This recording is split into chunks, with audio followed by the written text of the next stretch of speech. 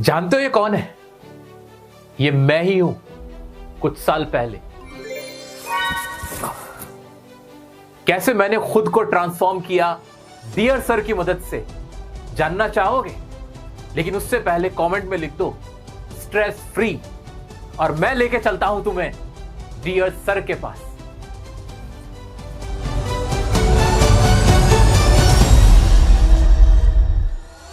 दोस्तों, आज मैं तुम्हें कुछ समझाने नहीं आया हूं, मैं तुम्हें बदलने आया हूं। एक चीज अपने माइंड में एकदम क्लियर कर लो, तुम्हारे लिए सबसे इंपॉर्टेंट होना चाहिए तुम्हारा काम। Work is a therapy. तुम्हारे दोस्त, तुम्हारे रिश्तेदार, तुम्हारी कुछ और चीजें, हॉबीज, कोई सबसे ऊपर नहीं होना चाहिए। सबसे ऊपर क्या होगा भाई? काम। जैसे कि अभी तुम एक स्टूडेंट हो, तुम्हें क्या करते हुए होना चाहिए? अभी तुम्हें पढ़ाई करनी है तो भाई पढ़ाई रोजाना करूंगा, मैं पढ़ूंगा, ज्ञान हासिल करना है, ये उम्र मेरी सीखने की है तो मैं सीखूंगा।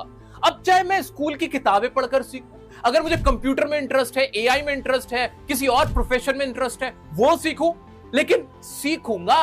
अपने इस माइंड को ना खाली नहीं रहने देना है। तुम्हें कभी भी खाली नहीं बैठना है, क्योंकि कहते हैं ना, जब दिमाग में कुछ नहीं होता ना तो शैतान का वास होता है। तुम्हारे दिमाग में फालतू की चीजें आएंगी, जब कुछ नहीं है तो कूड़ा ही आने लगेगा। वो सब कुछ सोचोगे जिसका कोई मतलब नहीं बनता, ओवर थिंकिंग का शिकार हो जाओगे, अपने आप को कम समझने लगोगे। क्यों? क्योंकि माइंड कहीं पे लगा ही नहीं रखा है। तो इस माइंड को बिजी रखना है, काम तो करना है, करते रहना है। तुम्हें क्या लगता है लोग तुमसे प्यार करते हैं? कोई तुमसे प्यार नहीं करता, लोग तुम्हारे काम से प्यार करते हैं। तुम्हें लगता है तुम बड़े सुंदर हो, बड़े लंबे चौड़े हो, तुम्हारा रंग, तुम्हारा रूप, लोग उस पे मर रहे हैं। नहीं, वो उस पे नहीं मर रहे। लोग मरते हैं तुम्हारे ओहदे पर, तुम्हारी कामयाबी पर, तुमने क्या अर्न किया है, क्या अचीव किया है। लोग वो देखते हैं कौन सी गाड़ी में तुम चल के आ रहे हो, किस पोस्ट पे तुम बैठे हो, क्या तुमने जीवन में उखाड़ा है। लोग वो देखेंगे और वही देखते हैं। तो इस कड़वी सच्चाई को आज ही एक्सेप्ट कर लो कि सबसे ऊपर क्या रखूंगा? काम। क्योंकि यही है जो तुम्हें सब कुछ दिलवाने वाला है। बाकी की सब चीजें कि वो मुझसे बहुत प्यार करता है, मैं कितना सुंदर हूं, अरे खाली बैठा रहूंगा, यही तो ठग लाइफ है, ये सब कुछ नहीं है, सिर्फ नॉनसेंस है। असल में तो जो काम करते हैं ना, जो कामयाबी हासिल कर लेते हैं, वही सबसे सुंदर नजर आते हैं। दोस्तों, सच तो यह है कि कामयाबी एक ऐसा टॉनिक है, जो इसे पी लेता है वो सुंदर नजर आने लगता है। अब मैंने कहा कि वर्क इज अ थेरेपी, काम एक थेरेपी है। कैसे भाई? 8 घंटे पढ़ाई करके देख लेना, उसके बाद फिर कोशिश भी करोगे ना ओवर थिंकिंग करने की, स्ट्रेस फील करने की, नहीं होगा। क्यों नहीं होगा? क्योंकि दिमाग पहले से इतना थक चुका होगा कि उसे आराम चाहिए। तुम अपने आप ही सेटिस्फेक्शन को फील कर पाओगे कि हाँ यार, मन में कोई गिल्ट नहीं है, मैंने कुछ काम किया है, मजा आ रहा है। ये सबके साथ होता है। ट्राई कर लेना, चैलेंज है तुम्हें, फिर कोई दिक्कत नहीं होगी। ये अपने आप में थेरेपी होती है, काम करना। अब सवाल ये खड़ा होता है कि सर 8 घंटे 7 घंटे काम करें कैसे, स्टडी करें कैसे? फोकस ही नहीं होता, हम तो डिस्ट्रैक्ट होते रहते हैं, प्रेशर इतना फील होता है, माइंड भटकता रहता है। पता है क्यों? उसका एक सबसे बड़ा कारण है पीयर प्रेशर। तुम्हारे आसपास के जो लोग हैं, शर्मा जी का बेटा, तुम्हारी सहेली, तुम्हारा दोस्त, तुम्हारे कजिन, तुम्हारे सिबलिंग, तुम्हारी फूफा जी की लड़की, तुम्हारे ताऊ जी का बेटा, वो सब लोग तुम्हारे ऊपर एक्स्ट्रा प्रेशर डालते हैं कि भाई उन्होंने तो इस कॉलेज में एडमिशन ले लिया, उसके तो इतने नंबर आए थे, उसकी तो वहां जॉब लग गई, तुमने क्या किया है? ये जो कंपैरिजन है ना, ये अंदर से हिला के रख देती है।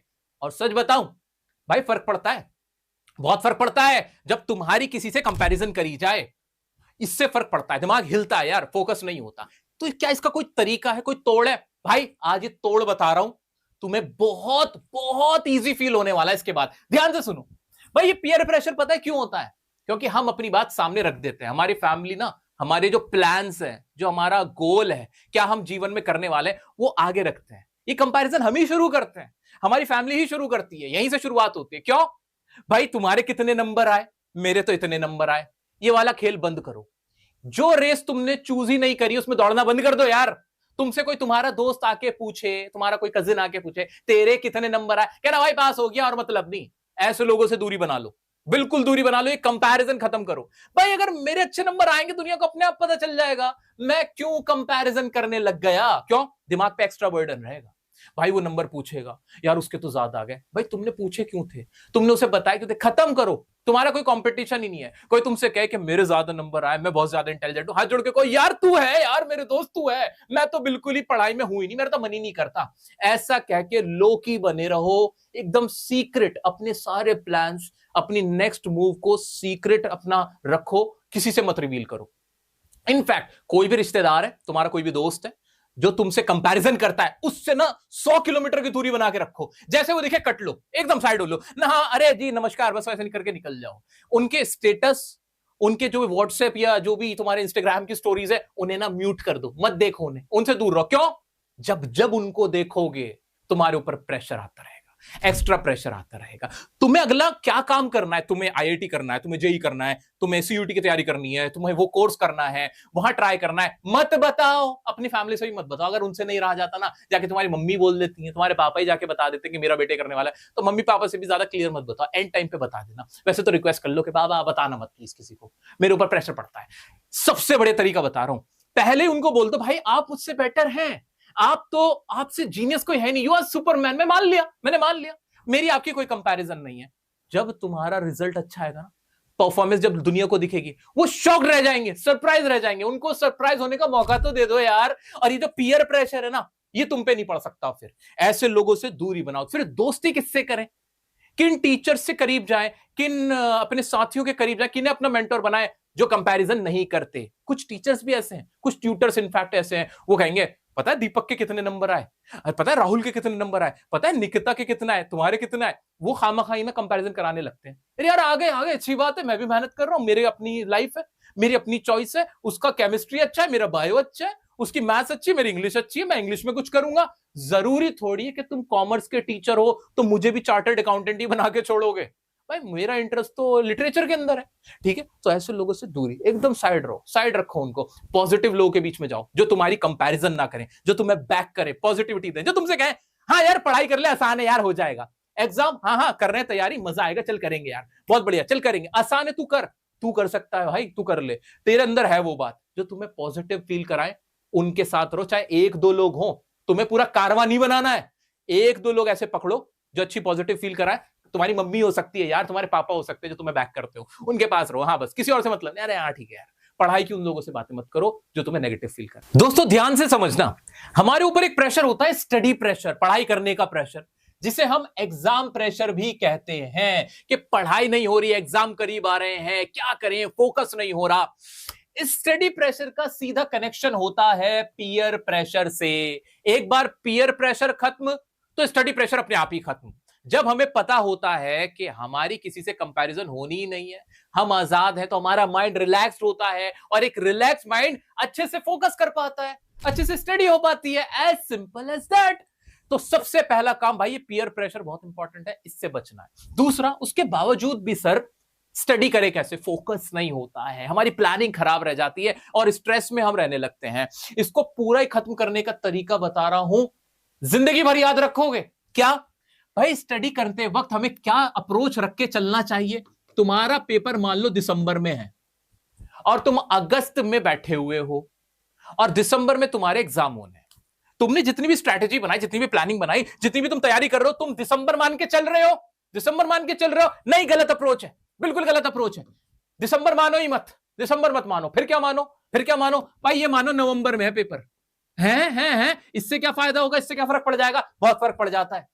एग्जाम से 2 दिन पहले हम जितना पढ़ लेते हैं ना, उतना तो पूरा साल भर नहीं पढ़ते हैं। ये होता है प्रेशर, माइंड को सिग्नल वैसे मिलते हैं, हम वैसा बिहेव करते हैं। तो माइंड को एकदम क्लियर करके चलो कि जब भी तुम्हारा एग्जाम हो, चाहे वो 2 दिन बाद हो, तो सोचो नहीं 2 दिन बाद नहीं, कल ही है। एडवांस में चीजें करते हुए चलो। 6 महीने पेपर में, 6 नहीं है 4 है भाई, मैं तो 4 के हिसाब से चलूंगा। ये जो टॉपर्स होते हैं, ये क्या करते हैं नया, ये कैसे टॉप कर लेते हैं? इनके अंदर कुछ जादुई शक्तियां होती हैं भाई। नहीं होती शक्तियां। ये स्ट्रेस में क्यों नहीं आते? कहां से आएंगे स्ट्रेस में? स्ट्रेस में आदमी तब होता है जब उसके पास समय कम होता है, काम ज्यादा होता है और वो हैंडल नहीं कर पाता, स्ट्रेस में आ जाता है। हम क्या करने वाले, हम इन टॉपर्स की तरह ही काम करेंगे। ये टॉपर्स लोग ना यार, अपना सिलेबस पहले कंप्लीट कर लेते हैं और कुछ नहीं करते हैं। जो तुम्हारे स्कूल में टीचर तुम्हें जुलाई में करवाएगा ना, ये टॉपर लोग ना वो मई में करके बैठ जाते हैं। जब तुम्हारा सिलेबस जनवरी में जाके खत्म होने वाला है, वो ये अपना नवंबर में खत्म करके बैठ चुके होते हैं, सब कुछ पढ़ के बैठ चुके होते हैं और रिपीट ज्यादा कर लेते हैं, अच्छे नंबर आ जाते हैं। तुम भी तो यही कर सकते हो, उसमें क्या बड़ी बात है। तो आज से कसम खा लो भाई, जो भी मैं पढ़ाई करने वाला हूं, जो भी पढ़ाई करने वाली हूं, जिस दिन उसका टेस्ट होना है उससे 2 दिन पहले, उससे 2 महीने पहले अपने आप को सफिशिएंट टाइम दो कि मैं उसकी जो डेडलाइन मानूंगा या डेडलाइन मानूंगी, वो डेडलाइन पहले की होगी, उसके हिसाब से प्रिपेयर करूंगी। फिर क्या होगा, नवंबर तक तुम पहुंच गए, ये मान के चलते हुए कि भाई नवंबर में मेरा पेपर है, नवंबर में मेरा टेस्ट होने वाला है। अब जब तुम्हें पता है कि नवंबर में नहीं, दिसंबर है असली, तो तुम्हारी तैयारी ऑफ कोर्स ऑब्वियस है ना ये तो, कि और ज्यादा बेटर हो पाएगी। तुम्हें 1 महीना एक्स्ट्रा मिला हुआ होगा, तो तुम खुद को अच्छे से समझा पाओगे, अच्छे से समझ पाओगे, ज्यादा टाइम होगा। लेकिन जब हम दिसंबर में ही मान के चल रहे हैं तो ये हमारा फाइनल है भाई, अब तो यहां सब उल्टा पुल्टा हो जाएगा। ठीक है, तो ये अप्रोच तुम्हें बहुत मदद करने वाला है आज से, अभी से और जिंदगी भर तक यही काम करना है। जो भी एग्जाम हो उससे पहले की डेट को मान के चलना है डेट। ये गिल्ट ना हमें जीने नहीं देता। गिल्ट किस बात का, कि यार मैंने इतने घंटे इंस्टाग्राम चला लिया, सोशल मीडिया चला लिया, टाइम वेस्ट कर दिया, और मनी मन स्ट्रेस फील होता रहता है।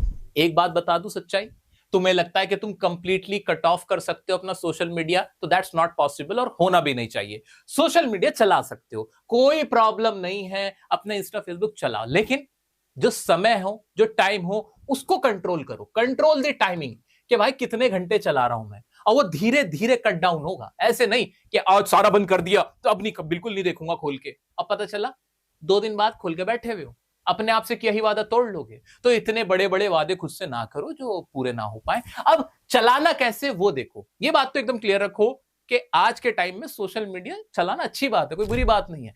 रील्स वो देखो ना जिसमें नॉलेज हो, जिसमें तुम्हें कुछ हासिल हो रहा हो, कुछ न्यूज मिले, कुछ इंफॉर्मेशन मिले, कोई ऐसी बुरी बात नहीं है। रील्स अच्छी चीज है, लेकिन अगर उसमें तुम अच्छा देख रहे हो, अगर बुरा देख रहे हो तो बुरी चीज है। तो करना क्या है, ऑप्शन आता है भाई, वीडियोस के सामने भी ऑप्शन आता है, कौन से तुम पेज फॉलो कर रहे हो, ये भी तुम्हारे हाथ में होता है, ये सब कुछ तुम्हारे हाथ में है। तो जो तुम्हें लगे कि जो रील्स अच्छी नहीं है, एकदम माइंड को सिग्नल जाए भाई ये मेरे को खराब कर रहा है, इससे मेरा टाइम वेस्ट हो रहा है, कुछ नहीं, सिर्फ गाना नाच हो रहा है, ये मेरा फायदा नहीं है। हाँ, फायदा किसमें भाई, किसी न्यूज चैनल से कोई न्यूज का पता चल रहा है, कहीं कोई कुछ सिखा रहा है वो मेरे सामने आ रहा है, कहीं से कुछ मेरे एग्जाम से रिलेटेड कुछ मुझे इन्फॉर्मेशन मिल रही है, डिटेल मिल रही है, वो वाले पेजेस बहुत अच्छे हैं। कहीं कुछ इंग्लिश का पढ़ने को मिल रहा है, कहीं साइंस का कुछ जानने को मिल रहा है, वो चलाओ ना, कोई दिक्कत नहीं है, कोई दिक्कत नहीं है। तो वहां पे ना पेजेस के अंदर ऑप्शन आता है नॉट इंटरेस्टेड का, नॉट इंटरेस्टेड का या इंटरेस्टेड का। तो तुम अपनी एल्गोरिदम खुद सेट करो और फिर टाइमिंग पे कंट्रोल करो। टाइमिंग पे कंट्रोल कैसे करोगे, अपना जो वॉच टाइम है, स्क्रीन टाइम जो है तुम्हारा फोन का, वो देखो, अभी देखना, अभी जाके चेक करो और मुझे ही बताओ, मुझे कमेंट में बताओ, कमेंट में बताओ कि तुम्हारा स्क्रीन टाइम क्या है। हो सकता है स्क्रीन टाइम तुम्हारा 2 घंटे हो, 3 घंटे हो, अरे ऐसे ऐसे भी मेरे चैंपियंस हैं जिनका स्क्रीन टाइम 10 घंटे का भी होगा। मेरा भी अच्छा खासा स्क्रीन टाइम है, लेकिन फर्क यह है मैं अच्छा देखता हूं, मैं वो देखता हूं जिससे मेरे को अच्छी वाइब्स आए, अच्छा म्यूजिक मेरे को सुनने को मिले, अच्छी इंफॉर्मेशन मिले, डिटेल चीजें मिले, ठीक, वो चीजें मैं देखता हूं। तो स्क्रीन टाइम अपना भी मेंशन करो और उसके बाद ना कंट्रोल करना शुरू करो कि यार आज मेरा स्क्रीन टाइम 5 घंटे का है, कल 4 घंटे 50 मिनट, परसों 4 घंटे ही, फिर 3 घंटे, ऐसे ऐसे ना कर्टेल करो उसको, और ज्यादा से ज्यादा फिर उसको 1 घंटे तक पहुंचा दो। बस तुम्हारा कंट्रोल तुम्हारे हाथ में ऐसे आएगा। ये नहीं कि एकदम से कट डाउन करोगे, बिल्कुल सारी चीजों से कट ऑफ हो जाओगे और सोचोगे कि ओह माय गॉड मैं तो चैंपियन हूं। No, you are not a superman, you are a human. हम सब ह्यूमंस हैं भाई, इतना कंट्रोल किसी पे नहीं है। ओके, सो धीरे धीरे ना जो अमाउंट है, जो ये टाइमिंग है, उसको कम करना है सोशल मीडिया की। और वहां क्या कंज्यूम कर रहे हो, दैट्स वेरी वेरी इंपॉर्टेंट। क्या कंज्यूम कर रहे हो, कुछ भी टॉक्सिक कंज्यूम करने की जरूरत नहीं है। सोशल मीडिया तुम्हारा माइंड रिलैक्स कर देगा, तुम जो पढ़ाई कर करके थकोगे ना, थोड़ा माइंड अच्छा रहेगा, कोई ऐसी बात नहीं है। इसको थोड़ा आपको सोचना अलग ढंग से पड़ेगा, देन जो स्ट्रेस है ना वो रिलीज होगा। दोस्तों बहुत बार ऐसा होगा कि तुम्हारे लाख एफर्ट लगाने के बाद तुम्हारे हाथ सक्सेस नहीं लगेगी, तुम एग्जाम में फेल हो जाओगे, कोई एंट्रेंस नहीं निकलेगा, कहीं पे नंबर कम आएंगे, कहीं एडमिशन नहीं मिलेगा, कोई जॉब नहीं मिलेगी, and that is very normal. क्या तुम पहले इंसान ऐसे होंगे जिसके साथ ऐसा हो रहा होगा? बिल्कुल नहीं भाई। 2 out of 10 times, 2 out of 10 times हमें सक्सेस मिलती है, शायद इससे भी कम। 8-9 बार 10 में से हमें फेलियर ही हासिल होता है, हमें कामयाबी नहीं मिलती। एपीजे अब्दुल कलाम साहब का नाम सुना है? डॉक्टर एपीजे अब्दुल कलाम साहब हमारे पूर्व प्रेसिडेंट थे, पूर्व राष्ट्रपति थे, मिसाइल मैन ऑफ इंडिया, कितने काबिल इंसान थे ना। पायलट बनना चाहते थे वो, एग्जाम दिया, नंबर कम आए, सिलेक्शन नहीं हुआ, he could not become a pilot. लेकिन मन में सपना था, बाद में प्रेसिडेंट बने, अपनी इच्छा उन्होंने एयरफोर्स को जताई और उन्होंने उनको 6 महीने ट्रेन किया, और ट्रेन करने के बाद उन्होंने प्लेन उड़ाया। जब डॉक्टर एपीजे अब्दुल कलाम साहब फेल होने के बाद मेहनत करते करते करते राष्ट्रपति बन गए, तो भाई तुम्हारे लिए भी तो कुछ ना कुछ लिखा है। तुम्हारा काम है सिर्फ काम करते रहना। बुरा वक्त आएगा यार, ये सबको, मैं कोई तुम्हें यहां लेक्चर नहीं दे रहा हूं, मैं तुम्हें प्रैक्टिकलिटी बता रहा हूं लाइफ की। ये सच्चाई है, ये सच है, कड़वा सच है भाई। क्या लाइफ में फेलियर्स है, सबके फेलियर्स है, मैंने भी झेले, तुमने भी झेले, दुनिया का हर कामयाब नाकामयाब आदमी जो भी है सबने झेले। फर्क सिर्फ इतना है, जो कामयाब लोग होते हैं वो फेलियर्स को पीछे छोड़ के आगे बढ़ते हैं, और जो नाकामयाब लोग हैं वो फेलियर्स होने के बाद फौरन वहीं पर अटक के रह जाते हैं और अपना ऐसे ऐसे छाती पीटते रहते हैं, यार हमारी तो किस्मत खराब है, हमारे साथ हमेशा बुरा होता है। वो ऐसा बोलते रहते हैं, वो वहां स्टक हो जाते हैं। तुम्हें स्टक नहीं होना है।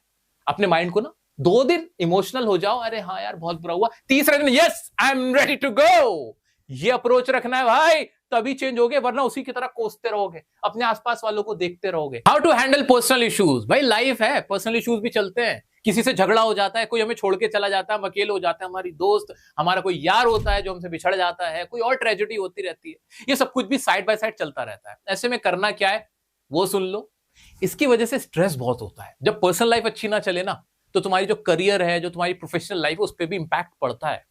बट याद रखो, जीवन में ना, लाइफ में एक ऐसा इंसान जरूर होना चाहिए जिसके साथ तुम सब कुछ शेयर कर सको। तुम्हारा जिसे बोलते हैं ना वो कांस्टेंट कंपेनियन, कोई जरूर होना चाहिए जिससे दिल का हाल एकदम बिना सोचे समझे रखा जा सकता हो। तो ऐसे दोस्त जरूर बनाना जिनसे खुल के शेयर कर सको। तुम्हारी मम्मा भी ऐसी दोस्त तुम्हारी बन सकती है, तुम्हारे पापा भी ऐसे हो सकते हैं, तुम्हारे भाई बहन भी ऐसे हो सकते हैं जिनसे तुम ये सारी चीजें शेयर कर सको। इससे फायदा क्या होता है, जब हम अपने दिल की बात अपने अंदर तक रखते हैं तो स्ट्रेस फील होता रहता है, बोझ होता है, घुटन होती है। लेकिन जब हमारे सामने कोई ऐसा शख्स होता है जिसके साथ हम ये सब कुछ शेयर कर लें, तो फिर दिल हल्का हो जाता है, हम थोड़ा रिलैक्स फील करते हैं उससे बताने के बाद। And most of the times क्या होता है, वो इंसान हमें सोल्यूशन भी दे देता है कि अब हमें क्या करना चाहिए और किससे हमारा फायदा होना है। ठीक है, तो कभी कभी चीजें कहकर अच्छी हो जाती हैं। तो अगर लाइफ में कोई ऐसा पर्सनल इशू आता भी है, लाइफ है, सब कुछ पॉसिबल है, तो वहां एक ऐसा इंसान जरूर अपनी लाइफ में रखो जिसके साथ तुम ये सब शेयर कर सको। एंड अगेन काम में ज्यादा अपना दिमाग लगाना, ऐसे मौके पर काम में जुट जाना, because after all work is the best therapy. इससे अच्छी कोई थेरेपी नहीं होती है। जब काम में हम लग जाते हैं, कुछ नया करते हैं, कुछ अच्छी चीजें ट्राई करते हैं, हमें सेटिस्फेक्शन मिलता है, हमारा माइंड नेगेटिविटी से दूर जाता है। सो दोस्तों, मैंने कोशिश की वो सारी चीजें आपको बताने की जिससे आपकी जो स्ट्रेस भरी लाइफ है ना, वो वहां से खत्म हो सके। सो दोस्तों, now welcome to stress free life. अब तुम्हारी लाइफ में कोई स्ट्रेस नहीं रहने वाला है। तुम्हारा सोचने का नजरिया बदलेगा, तुम्हारा जिंदगी जीने का नजरिया बदलेगा, काम करने का तरीका बदलेगा, और तुम भी बहुत कामयाब होगे और जिंदगी में वो सब कुछ हासिल करोगे जो तुम्हारे सपने हैं। तुम कभी भी टूटोगे ना तो उठोगे और दोबारा बन के दिखाओगे, and you will shine like stars. इसी उम्मीद के साथ छोड़े जाता हूं। अगर वीडियो पसंद आई हो तो लाइक करके जरूर जाना, अपने दोस्तों के साथ, उन लोगों के साथ ये वीडियो शेयर करना जो अपनी लाइफ में स्ट्रेस्ड है और जिन्हें इसकी जरूरत है। मिलते हैं नेक्स्ट वीडियो में नेक्स्ट टॉपिक के साथ, तब तक के लिए बने रहे जियर सर के साथ। जय हिंद।